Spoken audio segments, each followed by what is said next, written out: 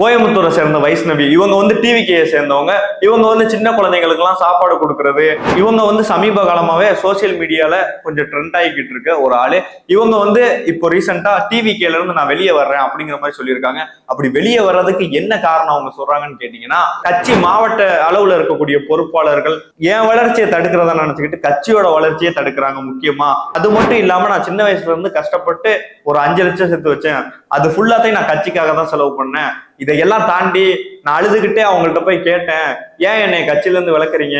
அதுக்கு அவங்க என்ன சொன்னாங்கன்னா, நீ வந்து அதிகமா லைக்லாம் வாங்குற, இந்த மாதிரியான காரணம்லாம் சொல்லி இனிமே நீ எங்கேயுமே வரக்கூடாது, டிவிகே சம்பந்தமா எந்த ஒரு நியூஸா இருந்தாலும் நீலாம் சொல்லக்கூடாது, அதை மாவட்ட நிர்வாகிகள் மட்டும்தான் சொல்லணும்.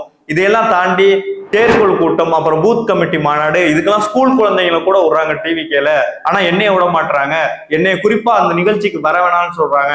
அப்படி நான் இவங்களையெல்லாம் தாண்டி பொதுச் செயலாளரை பார்க்க போனாலும் மனித சங்கிலி மூலமா என்னை வந்து கீழே தள்ளி விடுறாங்க.